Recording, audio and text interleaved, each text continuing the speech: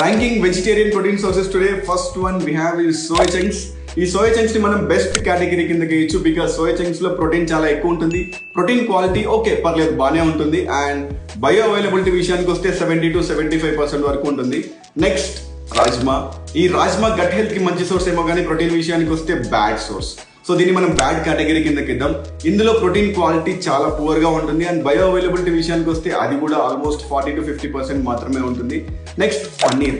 ఇది మంచి సోర్సే బట్ ఇందులో ఫ్యాట్ ఎక్కువ ఉండడం వల్ల క్యాలరీస్ కూడా చాలా ఎక్కువైపోతాయి. 100 grams ఆఫ్ పన్నీర్ కి మనకు 300 క్యాలరీస్ వరకు వస్తాయన్నమాట. సో దీన్ని మనం గుడ్ కేటగిరీ కిందకి ఇద్దాం. Next is Toor dal. ఈ తూర్ దాల్ చాలా మంది ప్రోటీన్ సోర్స్ అనుకుంటారు కానీ కాదు. ఈ తూర్ దాల్ కూడా రాజ్మాలానే ప్రోటీన్ చాలా తక్కువ ఉంటుంది. 100 grams కి just 20 to 22 grams of protein మాత్రమే ఉంటుంది. దానికోసం మీరు 100 grams దాల్ తీసుకుంటే కడుపు అంతా ఉబ్బిపోతుంది అనమాట.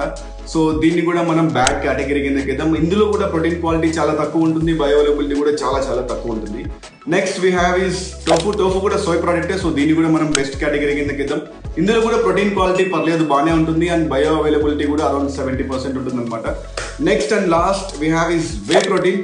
దీన్ని బెస్ట్ కేటగిరీలో ది బెస్ట్ కేటగిరీ కిందకి వేయచ్చు. నేను ఎప్పుడు వే ప్రోటీన్ ఒక సప్లిమెంట్ లా చూడను, ఒక ఫుడ్ లానే చూస్తాను. ఇందులో అమైనో యాసిడ్ ప్రొఫైల్ ఎక్సలెంట్ గా ఉంటుంది అండ్ బయో అవైలబిలిటీ కూడా 90% కంటే ఎక్కువ ఉంటుంది.